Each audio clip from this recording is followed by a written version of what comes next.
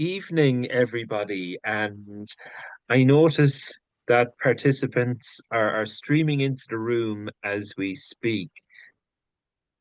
A very warm welcome to our masterclass this evening as people are joining. I must say, I'm often asked to host these events, but I must say our colleagues in ADHD Ireland, uh, Miss Valerie Andrews and Mr. Ken Kilbride, are the hosts with the most, I must say. And I don't know if anybody has heard Ken's radio show in the past. So, given that we're in such exalted company, I'm lucky to get this gig. But this evening, I'm really pleased and delighted to introduce you to Dr. Sedgwick Muller, and to say a little bit about Jane. I mean, first and foremost, Jane's background is mental health nursing, which is very, very close to my heart. I think mental health nursing is wonderful, as one myself. But just by way of background, Jane is the program lead for mental health nursing in the Higher Education Department, Health and Community Services, Government of Jersey. She's a visiting lecturer at King's College London, which is one of the leading nursing schools in the world, and an associate lecturer at Robert Gordon University. Jane chairs the working group for the Jersey Neuro-Inclusive Strategy and the steering committee for supporting university students living with ADHD, facilitated by Takeda Pharmaceuticals. Jane is currently undertaking a non-medical prescribing course. She is also a psychosocial therapist, coach for adults with ADHD and related disorders. Board member of the UK Adult ADHD Network, Jane is a member of the World Federation of ADHD and National Association of Disability Practitioners. She delivers training and consultancy to GPs, psychiatrists, neurodiversity, disability and mental health practitioners, specialist teachers, educational and clinical psychologists, health insurance providers, ADHD themed art projects, and theatre productions. Jane has participated in ADHD programs for the BBC about women living with ADHD and ADHD in education. She often speaks at national and international conferences. Jane's specialist area of interest and research is ADHD and higher education, including developing best practice care pathways for supporting university students with ADHD, ADHD and intersectionality, women and ethnicity, positive aspects of ADHD, and psychosocial interventions for ADHD. And let me tell you, the intersectionality piece is very interesting indeed, because I think intersectionality, it can be a positive, but it can also place certain challenges upon people, and a challenge upon challenge. But I think, uh, I must say, the level of interest in tonight's talk is really, really appealing. So I think for your next bio, Jane, you can add you can add a star attraction for the UCD ADHD Ireland Masterclass series. So Excellent. look, I'll mute myself and over to you. Thank you so much for giving of your time this evening. Thank you very much, Timmy, for the introduction. I'm really glad to be here, and it's my first time linking in with colleagues in the Republic, in Dublin in particular, and so it's a real honor, and I'm really excited. I'm going to present for about, just about around 30 minutes, some real key issues about women with ADHD. And then after that, it will be nice to just open it up to take questions, comments, insights, feedback. That would be really nice. So my plan really for the presentation this evening is like, by the end, I hope you'll be able to summarize, one, how ADHD is medically defined. So I'll talk about that a little bit just for context. Some of the common comorbidities with people with ADHD, and then really more specifically focus on what we know about ADHD in women. And this will include the presentation of ADHD in females. I'll talk a little bit about masking, self-esteem, sensitivity to criticism in women with ADHD. and look at some new research that has just come through about the sexual interests and practices of women with ADHD, which is quite interesting to talk about. And then, close up the presentation by talking about treatment of ADHD in women. I will be talking as part of the presentation really also about the female hormones and how that complicates the picture of ADHD. So just to begin, ADHD is medically defined as a neurodevelopmental disorder, and it's characterized by these 18 behavioral traits. And these 18 behavioral traits present as a persistent pattern. So it's important to note that it's persistent. It's 24/7. There is no break from ADHD. You wake up with ADHD, you go to bed with ADHD, you live with ADHD 365 days a year, 24 hours a day. It's almost part and parcel. Most people with ADHD will describe it as part of their personality. And that's quite unique because it differs from other mental health conditions like depression, anxiety, OCD, these which tend to be episodic. They kind of like go away, come back, they can remit, and then you can relapse. Whereas with ADHD, it's kind of like it carries on. It's a persistent pattern, born with it, and then in most cases it persists into adulthood. So it is the most common mental health disorder in children, and around 65% of these childhood cases, they persist into adulthood. So people might ask, okay, not everybody who has ADHD in childhood has ADHD in adulthood, and that's true in about 35% of cases, whereby maybe through compensatory strategies, through functioning, through getting into careers that are supported by your ADHD, and all sorts of other reasons, that ADHD is not problematic in adulthood. Yes, there could be some cases that don't meet the threshold no longer for ADHD in adulthood, and so on. But in most of the childhood cases, it persists into adulthood. And it occurs in around 2 to 3% of adults in the UK. And importantly, it causes these functional impairments. And that's part of the assessment, that not only do you have the symptoms, and we assess at least 5 of the 18 behavioral traits to get a diagnosis, but most importantly, they must be causing functional impairments in multiple domains, including education, work, relationships, and leisure activities. We also know ADHD coexists with other disorders. In the 20 years that I've been working with people with ADHD, I literally can count on one hand the number of people that have had just ADHD alone.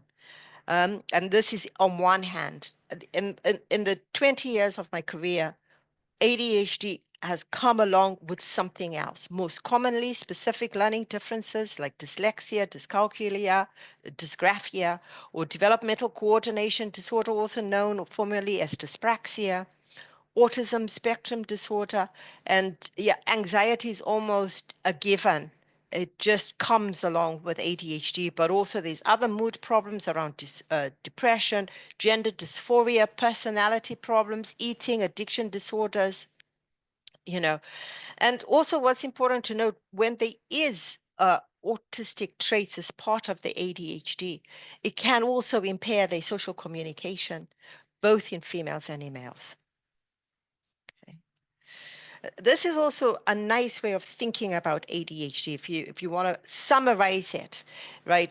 You can see the brain is there. On one side, you have the performance. That's all the frontal lobe things where you can do all your planning, your decision making, and all of that. And and that's the type of execution, getting things done. But ADHD kind of like splits it, and on knowledge, you have this knowledge on the other side. So when you speak to people with ADHD, they know exactly how to do time management, how to organize. They know how to do all of these things. They've been trying all different types of things all throughout their life, so they know a lot of stuff. The problem with it is performance, actually executing all the stuff that you do know.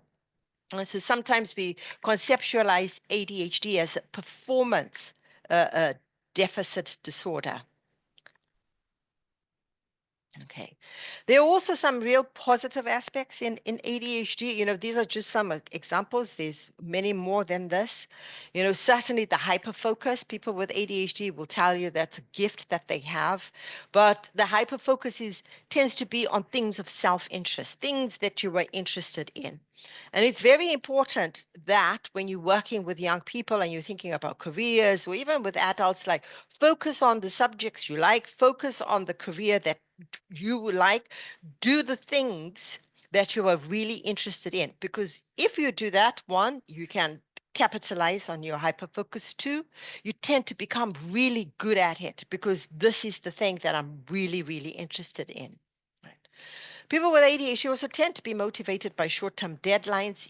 This idea about they don't quite really understand the calendar. There's a sense of time blindness, whereby if you say, oh, get this thing done in 2 weeks' time, that will seem so far away. It will be like 2 weeks is like, okay, that's like 3 months when they're trying to conceptualize this notion of time. And so they tend to work in sprints rather than in marathons, short-term deadlines, get things done in sprints.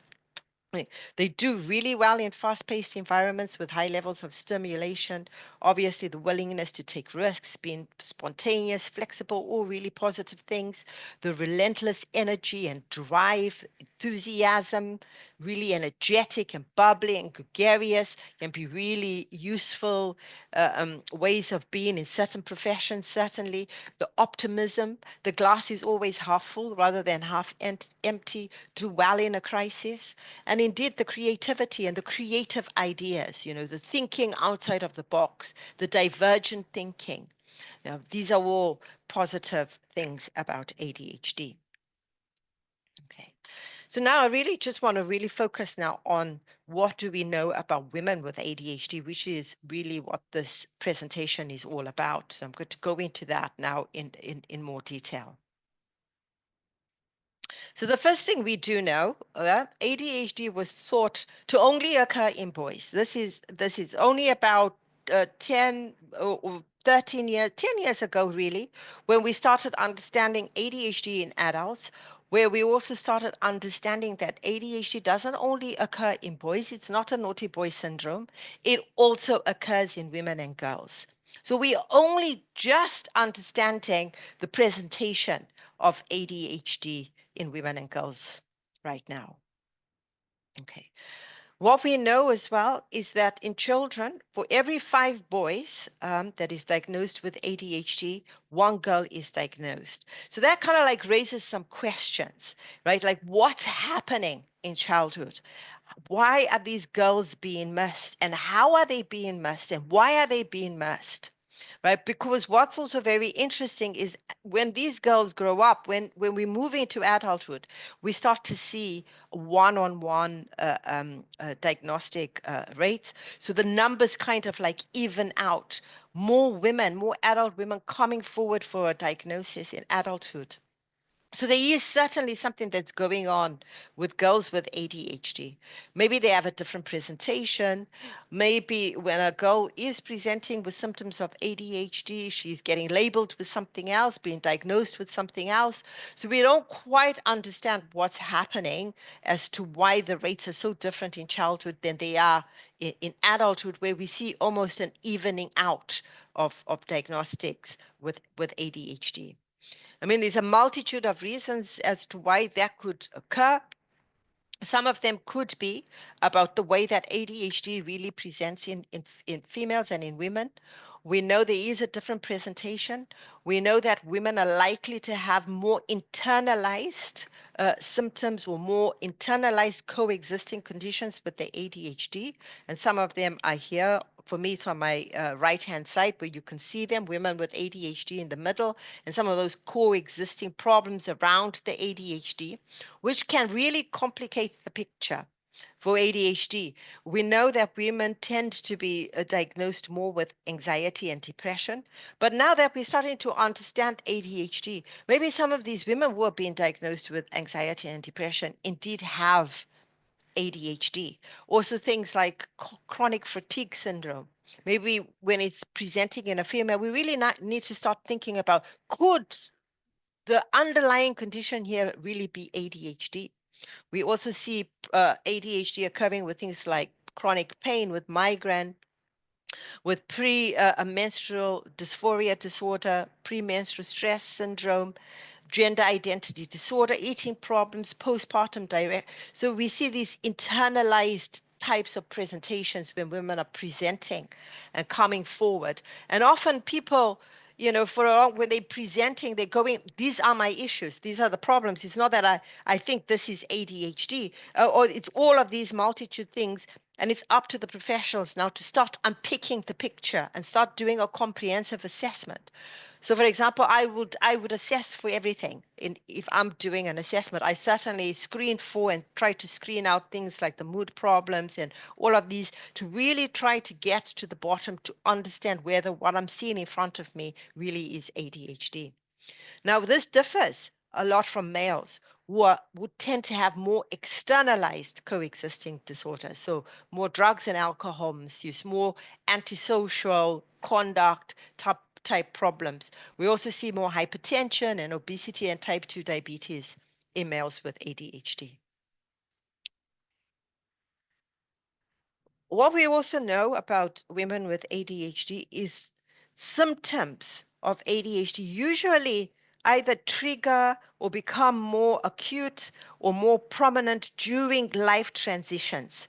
So this could be when leaving school, so transitioning from primary school into secondary school, transitioning from secondary school or college, or the post 16 education, going into university. So seeing a lot of young women in universities being diagnosed for the first time with ADHD, and then again into the first job if you haven't been diagnosed at university or before then, or anywhere else. At the first job, there starts again problems because there are these life transitions, living with the partner, the first boyfriend, and so on.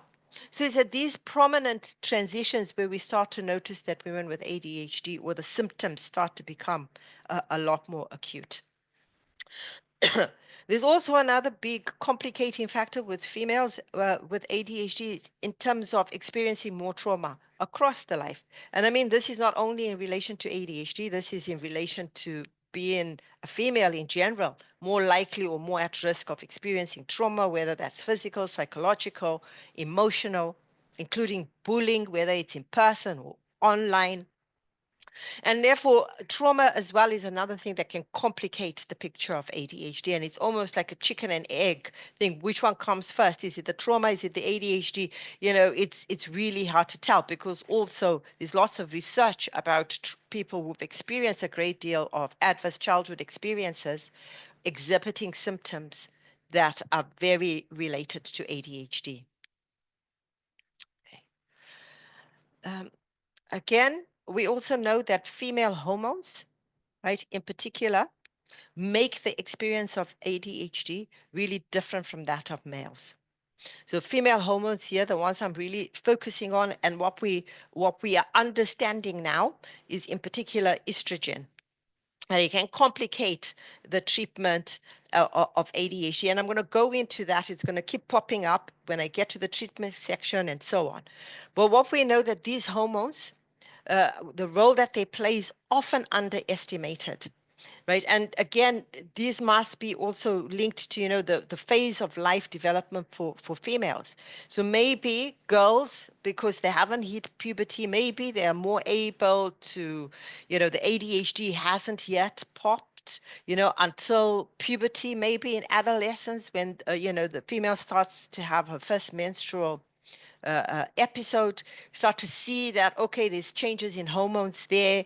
Again, we can start to pick up some adolescents with ADHD, but then at early adulthood as well, hormones play such a big role there, and all throughout the lifespan, certainly during childbirth, perimenopause, menopause.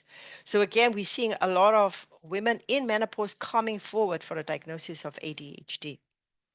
And these hormone fluctuations all throughout the estrous cycle, I'm going to talk about that in another slide, tend to also intensify these symptoms of ADHD.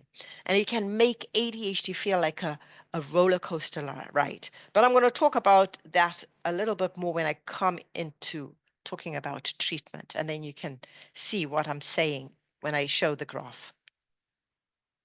Okay. Oh, sorry, I can't see my head.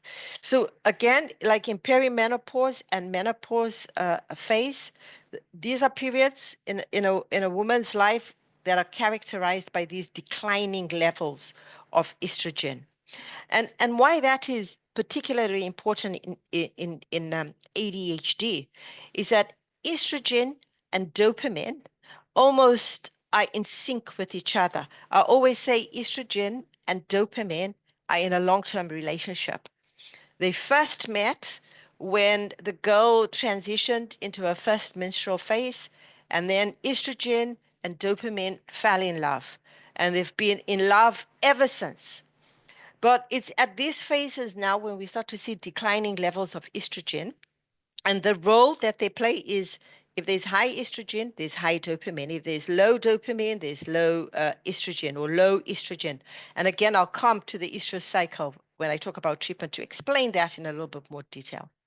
But again, perimenopause and menopause is characterized by these particular symptoms: hot flashes, night sweats. You see the changes in sex drive and performance.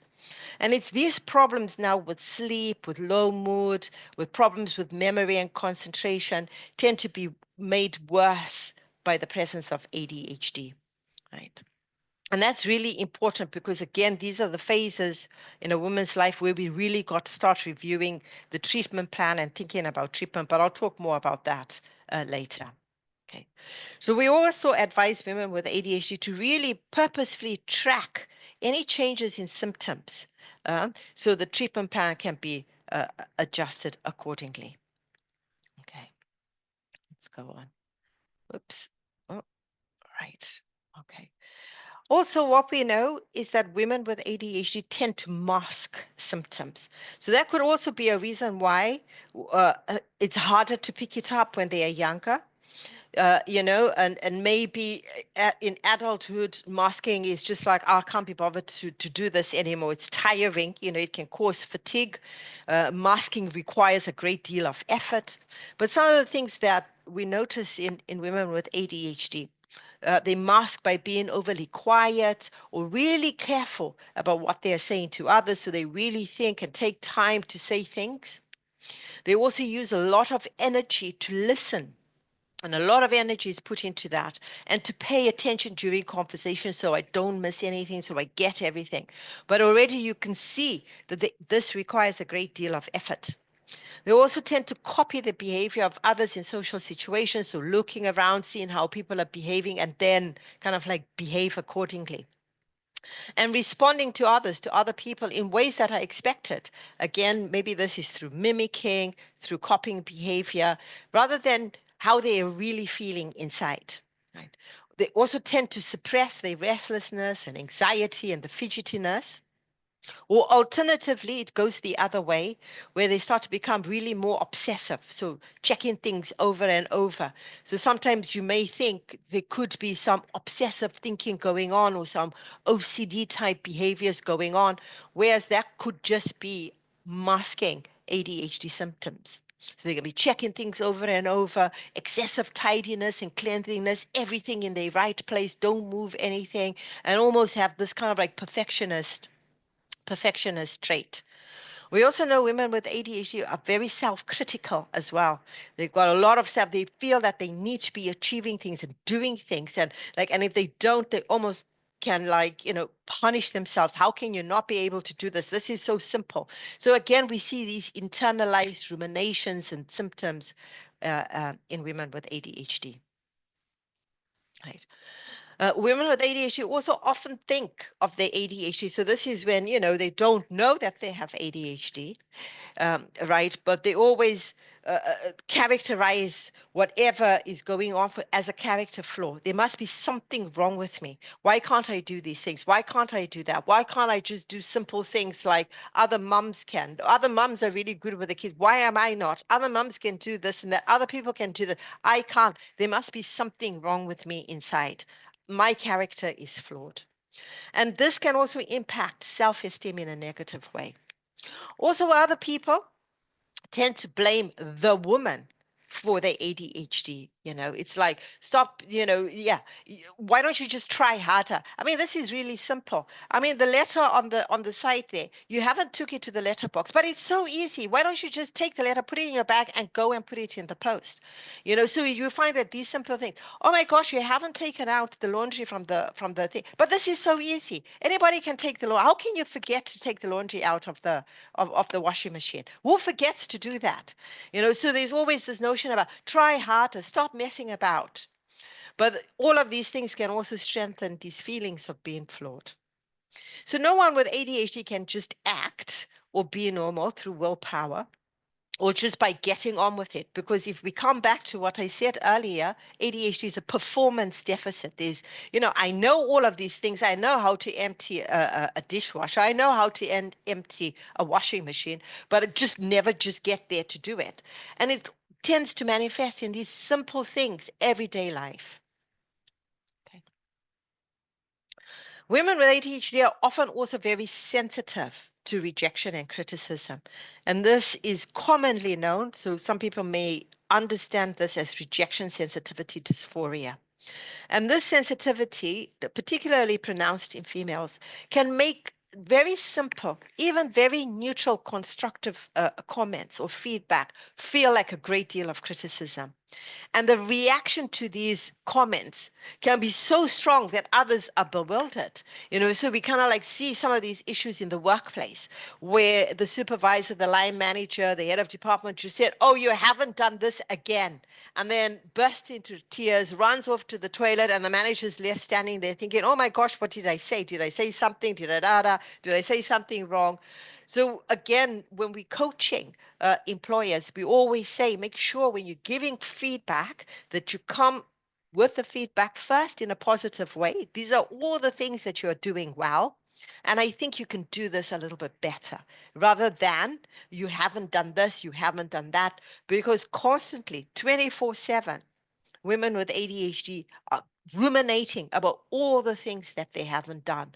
And to have another comment on top of all of that, yeah, it can feel a bit overwhelming. The sensitivity sometimes can even trigger panic attack. It can trigger rage. It can trigger this guilt, and that's self-berating, right? So I talked about that self-criticalness for another mistake, right? Or for disappointing others yet again. Now, I'm just going to talk about this new research. Okay, it's not new. It came out last year by our colleague Susan Young. Right. And it's, again, a very interesting study in relation to the sexual practices of people with ADHD. And here I'm going to really just talk about the findings around females with ADHD. And this was a surveyed 541 people with ADHD, 165 males, 376 females, and also people without ADHD, 851 people without ADHD. Again, you can see that nice spread, an international spread from the UK, from Canada, from the USA, from Denmark, from Turkey. There was also other countries in there that I haven't put on the list. And they completed this anonymous online survey about their sexual history, their interests, their practices, and their relationships. And some of the interesting findings were that more females with ADHD preferred same-sex or either sex, male or female, sexual partners. So they weren't choosy. They, men and women, no problem, right? Compared to males with ADHD or females and males without ADHD. Both females and males with ADHD reported higher rates of electronic sexual exchanges and being more adventurous in their sexual interests and practices. Females with ADHD started having sex at a younger age, had more sexual partners, used contraception less frequently, and were more likely to be unfaithful. Now, I'm just going to move into the treatment now of ADHD, and we follow NICE clinical guidance for the management and treatment of ADHD in adults. And NICE, in summary, suggests that we offer medication, whether it's stimulants, non-stimulants, when ADHD symptoms continue to cause problems in at least one life domain, so work, education, relationships, and so on, and also after reasonable adjustments have been implemented and reviewed. Often people with ADHD, before they even diagnosed, have tried a whole host of things. They've tried many different things. So actually, when we see them in clinic, they already have put in place all these strategies, have tried this, have tried that. And therefore, we start thinking about medication almost immediately. There are also non-medical interventions or psychosocial interventions. We can also offer those to adults with ADHD when they have made an informed choice not to have medication. Not everybody wants medication, or maybe they're finding it hard to adhere to the medication, or they found the medication not effective, or they can't tolerate it, or the side effects, and so on. So there is also a whole range of psychosocial interventions or non-pharmacological interventions that we can offer people with ADHD. Now I come back to this diagram, because this is the estradiol cycle, and it's very important when we're thinking about medication in females with ADHD. So I come back to that notion about the estrogen. When estrogen is low, dopamine goes low. ADHD is caused by a lack of dopamine and noradrenaline in the brain. So already ADHD brain doesn't have enough dopamine or noradrenaline. So again, at these different types of the estradiol cycle, right, we see there in the follicle phase, we see a decline in estrogen. And so if there's a decline in estrogen, there's also a decline in dopamine, like I say. And it's at those particular phases, whether it's premenstrual, just coming onto your monthly period there, where we recommend women with ADHD to increase their dose slightly, just to safeguard on the dopamine, because the estrogen is very low at that particular moment.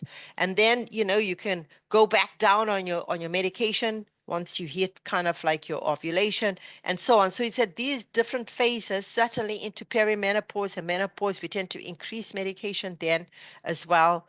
And yes, there could be the premenstrual dysphoria disorder, and I'll talk about a little bit treatment there that women can also have, or even for the PMS, if it's really severe, you might think about adding an antidepressant. Okay, oh dear. Okay, oh sorry, I can't see that at the top. So use of medication in females with ADHD, so it usually does improve functioning compared to females who do not take medication. Right? If there's comorbid anxiety or depression, medication for these conditions can be taken along with ADHD medications. For the PMDD or the PMS, can take a contraception without a stop week. That can help in terms of replacement of hormones, and also possible higher doses of ADHD medication, like I was explaining earlier. And if there's also these problems with mood that are linked to perimenopause or menopause, might consider an antidepressant, might consider HRT, hormone replacement therapy, and or higher doses of ADHD medication. So hence why we say about the plotting, plot the symptoms and notice are symptoms of ADHD getting worse at particular times of the estrous cycle. Okay, so looking at treatment in pregnancy and breastfeeding, yes, there's the research suggests there's a higher risk of miscarriage and elective termination, but there's no increased risk of major congenital malformations, but this is really limited research, or adverse effects on child's development, right? This is what the evidence is suggesting now. We probably need more studies and more evidence before we can say for sure. But the default position during pregnancy is to stop all non-essential medications. But for pregnant women with ADHD, need to carefully consider the circumstances, the severity of the ADHD, for example. Important to discuss options with the care provider, and they really need to make an informed decision about whether they want to continue taking medication or not. Yeah, I'm showing the whole range of psychosocial interventions that have been recommended by NICE, and you can see there's some psychological ones, all the different types of therapies, even relaxation techniques, mindfulness. These are some examples. Psychoeducation is essential all the way through treatment. I'm going to focus a little bit on coaching because coaching is becoming really popular. And then there's also the social type of adjustments, like reasonable adjustments, environmental modifications. You can also have family or career carer training programs, relationship counseling if there's problems there. Maybe some family therapy. Think about diet, sleep, exercise interventions, ecotherapies, outdoor activities, and so on. So we have quite a range of non-pharmacological interventions in our toolkit that we can use to work with people with ADHD or women with ADHD. Okay, so ADHD coaching, a real popular one, a tricky one, because coaching is not a regulated profession, and like literally anybody can decide they want to become a coach, and that can, create problems as well because it's not regulated. It all depends, the therapist, it's a bit of a mixed bag. Some work is trying to go on to try to make coaching a professional kind of thing, but it's difficult because coaching actually takes its interventions from all the other therapies. So to even define coaching as its own therapy is really hard, but there is coaching courses. There is all across the thing. There also is, ADHD coaches who are very good, or therapists who are coming into ADHD coaching. And the real purpose, so it's different from CBT, DBT, where CBT, DBT, or the known common therapies that we know about, they really are focusing on problems, right? What's the problem with your thought process? Or what's the problems with your emotional regulation? Or what's your problems with this? Whereas coaching is slightly different because coaching comes from a positive psychology perspective, and it really is about training people. So it's about enhancing performance. And like I come back to that earlier slide, ADHD is a performance issue. It's a performance deficit. So if you have a coach, think of an exercise coach. If you want to do exercise and you get a coach, you're going to do the exercises. Same like ADHD coaching is really focusing on this performance and realizing your goals and achievements. And increasing your self-awareness, increasing confidence, self-motivation, also important personal responsibility. We say ADHD is an explanation for what may be going on, but ADHD is definitely not an excuse. It also helps with this attainment of your personal goals. It helps with behavior change and also keeping the change going. And indeed, to think about how you can celebrate achievements, focus on, and celebrate them just to have some joy and pleasure in life. Okay. I'm coming to the end now, and I really want to conclude with this, that I think ADHD in females is a feminist issue. And a feminist perspective really does need to influence the story of ADHD in females. Women labor with the added burden of the gender role, right? They often are in charge. I'm not saying men don't do it, but what I'm saying is we still know that women take more responsibility for children, for family, for the household. And likewise, they're also working. They have the fluctuating hormones, the greatest self-doubt, lowest self-esteem, the self-berating, the critical self-talk. And really, to really sum it up, being a woman with ADHD is a job from hell. She's always chasing time, forgetting things, living in organized chaos, fatigue, and so on. And it's on that note that I end, and I'm happy to open it up now to the audience and to have a conversation with people. So can I stop sharing if that's okay? Please, thank you. Yeah, thank you. There we go. Okay. Right.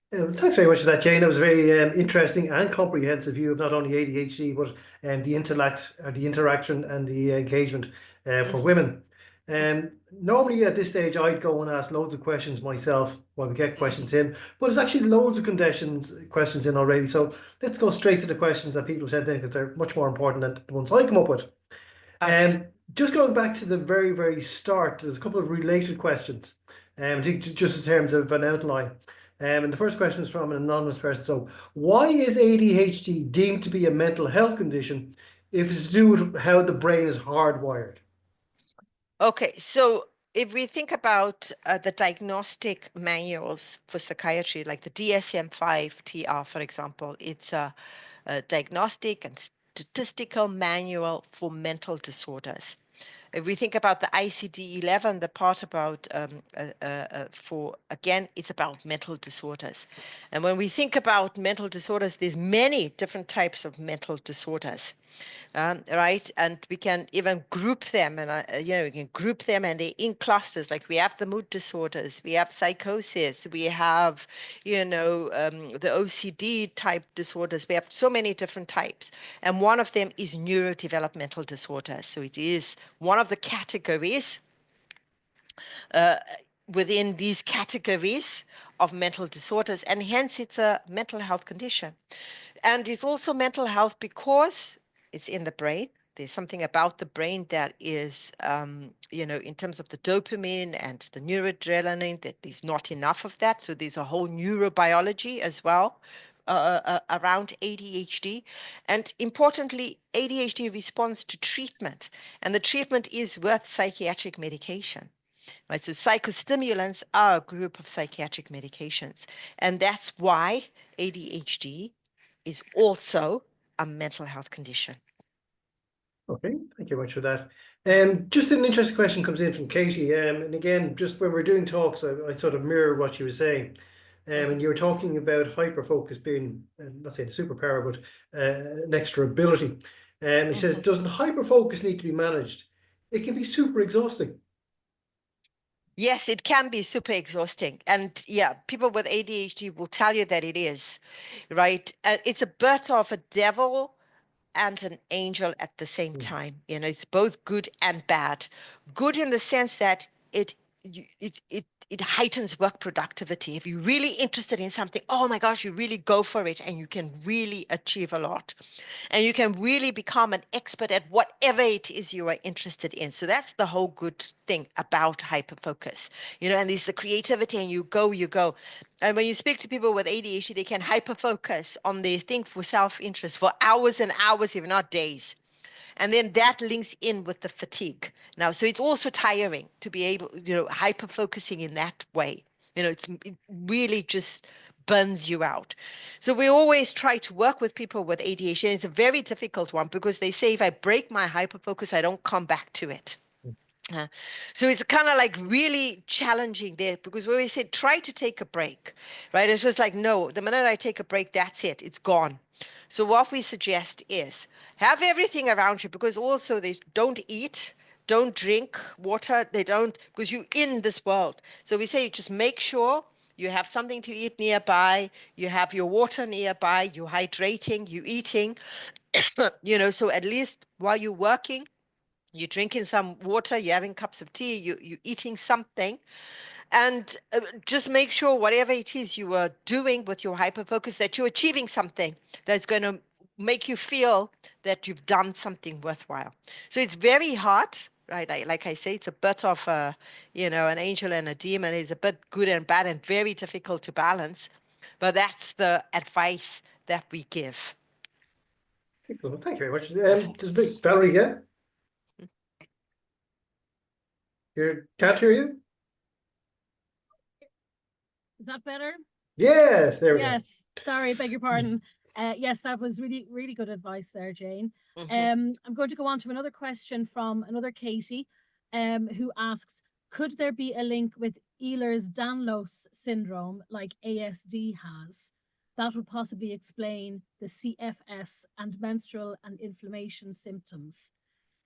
Possibly. I'm not clear what Ehlers-Danlos is really, so but you Yeah, obviously possibly, it's because again, there could be a link, like we say, ADHD coexists with many different types of disorders. And I only gave like the mental health and learning disorders, but there's also a whole range of physical health disorders that ADHD is associated with. Certainly the cardiovascular, eating, binge eating, and also other types. And yeah, it's quite possible that that is it. So I can't rule it out that maybe it could have something to do with Elon Downs. It could have something to do with this. It could have something to do with that. So it all depends on the profile. So we have to really understand the person's profile. And hence why we do these comprehensive assessments. That an assessment for ADHD goes from anything from 3 hours to 3 days, for us to really unpick what's really in front of us if you're having a real comprehensive assessment. Because there could be a multitude of issues as to why we see the things that we see, and it's never simple and straightforward. Certainly the hypermobility, yes, I've got a colleague who's very interested in ADHD and hypermobility, and has done research and found that people with ADHD and autism are also very hypermobile as well. I see. Another question from Natalie. Have you done much research into managing ADHD through dietary and physical activity, especially during menstruation, perimenopause, and menopause? If so, what were your findings, please? Right. So again, let's understand what ADHD is, right? So ADHD, the way that we understand ADHD, we understand it as, that's Dr. Jessica Enkels, correct? She's the one who does the hypermobility and ADHD. I just seen it pop, sorry. But ADHD is a genetic disorder mostly, right? So in 80% of cases, ADHD is comes down from family. So it's in your family. So if a child has ADHD, we'll also wonder which of the parents have ADHD. So there's a high heritability of ADHD in about 80% of cases. And like I say, there is a 20% around the trauma and all other types of, environmental causes, exposure to lead, and so on. So it's a genetic problem here. Can ADHD be managed by diet? No. We recommend that you cut out, your the sugar, to watch how much sugar you're taking, because again, if kids have so much sugar, they're running around, they're acting like they have ADHD. So that's part of the environmental modification. Watch how much sugar you're eating. Also the fast foods around that, watch those things, that what's in the food, the E numbers in the food. And so dietary advice for people with ADHD is probably the same that we would give to everybody around, are you eating your 5 fruit and vegetables? Are you eating a balanced diet, and so on? Exercise and ADHD, very good for ADHD, for burning off the stress hormones, for dealing with the hyperactivity and impulsivity type symptoms. Some people with ADHD actually use exercise as a way of coping with the ADHD. But again, like I say, very useful for the hyperactivity, impulsivity type symptoms of ADHD. What do we do with the inattention, which tends to be the most problematic? So those are the executive function deficits, right? We can't fix those with exercise or with diet, and we find that those executive function problems tend to respond a lot to, one, mindfulness. If you can do mindfulness, transcendental meditation, mindfulness practice. It's really hard in people with ADHD, but that's probably the closest thing to medication. Okay, thank you, Marsha. Just a question coming in from Emer O'Neill, and just to say, Emer, I got your LinkedIn message about a month ago. I'm about a month behind. I will get back to you. But the question from Emer is, finding it hard to explain and understand where my ADHD starts and my autism ends. So could you maybe just talk about, there is that overlap between autism and women? Yes, where does ADHD start? And right. So current thinking really around autism and ADHD is that when we look at the genetic profile, they're very, very similar on a genetic kind of like level. Right. So some people are saying, actually, is there a real difference between ADHD and autism? Or is this one thing, but a different manifestation? Right. So there's some thinking about it, because in autism, around 80% of people with autism tend to also have ADHD traits. And in ADHD, around 60% of people with ADHD also have autistic traits. So there's a great deal of overlap. So that's one of the things when we're doing an assessment for ADHD that we definitely screen for, look for, try to understand. And often we find traits. Maybe we won't find the whole diagnosis of autism, but we'll certainly get some traits. And in some cases, we find the whole, it's both ADHD and autism. So where does one start? Where does one begin? Again, this is a spectrum. These are spectrum disorders, right? They're highly heterogeneous. It's like a flower. Hence the symbol for neurodiversity is the flower, because that kind of like depicts what it's like. It's not just this thing, but it's a multitude of things. It's diversity. We talk about neurodiversity, and that's probably a real useful way of trying to understand where these overlaps are and what is it. It's not just one thing, but it's many different things there together. Okay. If that helps. Just one more question. I'm particularly interested in this question myself. So, it's hi Jane, thanks for the comprehensive talk. I'm facing challenges pursuing a diagnosis dismissed by the HSE or the NHS psychiatrist after a G3 referral as just having anxiety and low self-esteem. I'm overwhelmed with the private process and how to approach. Any advice? But just to say within that, we have our adult support group here in ADHD Ireland. And the amount of women that come to us and say, the doctor went, nah, you couldn't, something else, you'll be fine, take these pills, go home. Yes, and that is the problem with women with ADHD, and that's what we see, right? Like when women are presenting to the health professionals, right? No, it can't be ADHD. I'm sure, there's this image about the neurotic female. It's still very much in society, that the neurotic women, but actually it's not. We also see that same problem with autism. Right, where doctors are kind of like, no, I'm sure it's your hormones. Oh, it's anxiety. Oh, you got OCD. But they never really come to the idea about ADHD. Again, some of the doctors don't know what ADHD is, and they don't know how to screen for or assess for ADHD.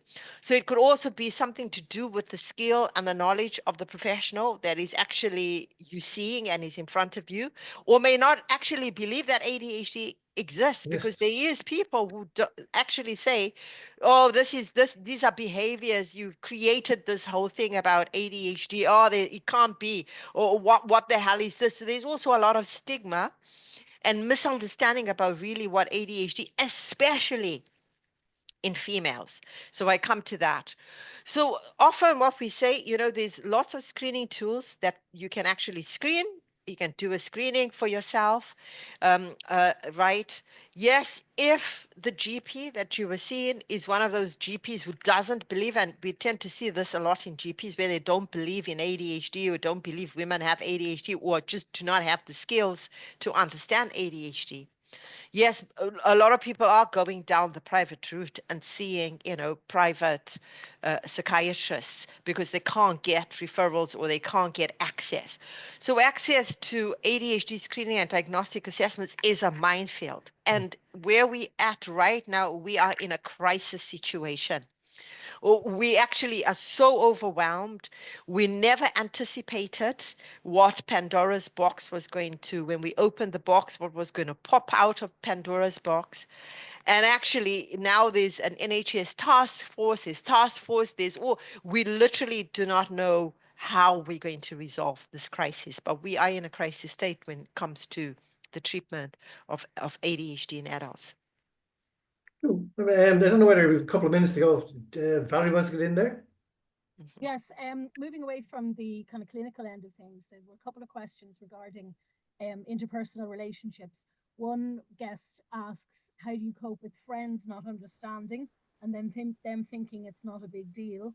And kind of linked to that, someone else saying, how would you support a partner with ADHD? So, you know, from the point of view of somebody trying to, you know, get their friends to understand, and from the point of view of somebody trying to support a loved one. So that's Indeed. So more heavily I often see couples, right, where one partner, and these are also very difficult, right? One partner with ADHD and the other without, right? And it's the one without who can't understand. Like I say, and even when I was speaking, it's not big things. You know, when you think about inattention, yes, it's those every little day things in the house. You haven't emptied the dishwasher. You haven't posted the letter. You've left all these things there. Oh, you said you were going to do that. You haven't done it. And so one of the things we talk about is reasonable adjustments in relationships. And the minute I say that, the one without it, oh, what's that? Right? Like, yes, you have to put in place reasonable adjustments for the person with ADHD. Because your partner with ADHD, the ADHD is not going anywhere. Right. So that's your understanding. You got to understand this is part and parcel of who the person is. Right. We can't take the ADHD out and make it disappear. Right. You got to find a way, and you've got to put in place reasonable adjustments, the one without ADHD, right? And you got to work together as to understand what these reasonable adjustments could be. So that's one, reasonable adjustments in relationships. Two, the person without ADHD has to educate themselves about ADHD. Right? They're going to either have to read, or they can certainly have some sessions on psychoeducation. You know, they're really going to have to educate themselves because, again, like I say, it's those everyday simple things that people struggle with because they think, but this is really easy to do. Yeah, it's really easy to do for you, but not for a person with ADHD who has a performance deficit. So we come back to that understanding about this performance issue here. It's not that I don't know what to do. I just don't get around doing it. And that can be so hard for people to understand. In relation to friends as well, without ADHD, we're encountering the same issue here again, right? So it's about them needing to educate themselves about what ADHD is. It's not like my friend can just get on with it. Why don't you just get on with it? Oh, you said you were going to arrive at 2:00. Why are you late all the time? This is so inconsiderate. You're so selfish. You so this. And these are the comments that get levied at the person with ADHD. Oh, you're selfish, you're full of yourself, oh, you just do this, you're doing it on purpose. But that's not the case.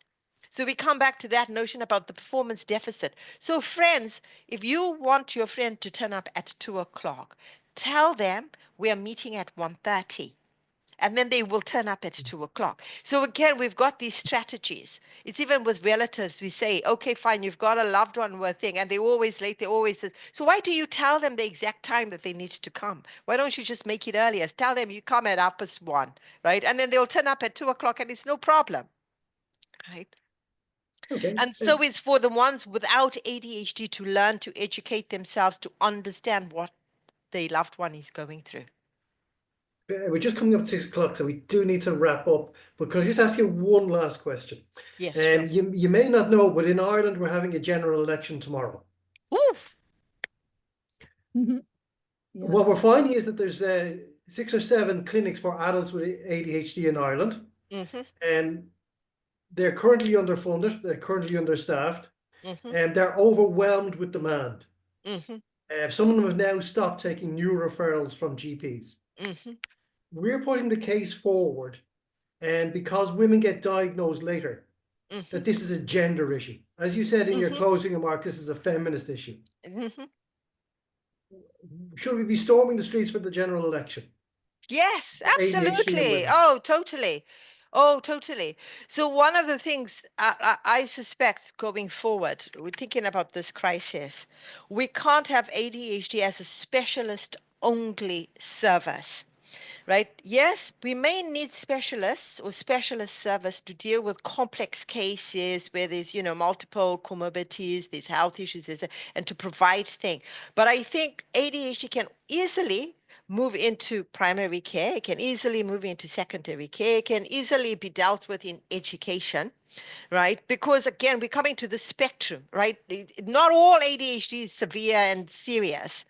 Uh, um, and professionals need to upskill themselves so ADHD is met wherever it is encountered, whether it's in secondary care, whether it's at the GP surgery. You can certainly train. Literally, I can train any professional or teacher or specialist teacher or clinical psychologist to do ADHD diagnostic assessments. It's not that complex. Professionals can do these diagnostic assessments.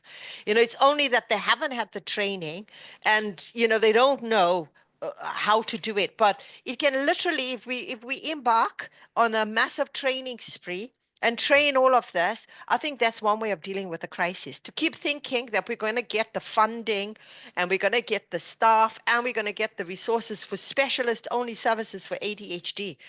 It will be the waiting list will continue to be 5 years, 6 years, 7 years, 8 years, 9 years, 10 years.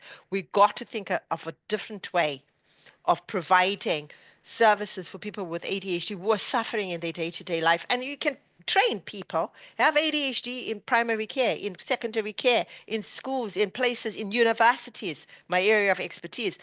So I think that's the way forward. So yes, should we be storming the streets? And yes, we should be, because it's got to this crisis point where people are really suffering and it's enough now already. Okay, well, I think we can wrap up on that positive note. Uh-huh. And so thank you very much to Jane for her presentation this evening. And we hope you found it useful. And like to thank everybody. Sorry, Ken, just sorry to cut in, just to say, so many people in the chat are saying they really appreciate all your expertise and your talk, and lots of people feel validated. We could go for another hour with all the questions coming in. This is a huge topic. But the one question that people are asking is, will this recording and your slides be made available? Do you know that, Ken? I don't. I know we've recorded it, but we need to go back and chat to Jane afterwards regarding the slides. So okay, grand. Well, at least the recording will be available to anyone who attended or registered. So I just wanted to work that in there. So thanks very much. I'll go back to Ken now. No, I would just say thank you very much. We've been running this event series across the year. We've been doing one a month. Not going to say we left the best till last, but certainly Jane was up there with the best we've had so far this year. We will have a series again next year. I say we'll be publishing that on the UCD CHAS website. So thank you very much to everyone for coming along. Thanks, Valerie, for all the help and the assistance there. Thanks to UCD, all the partners involved in the project.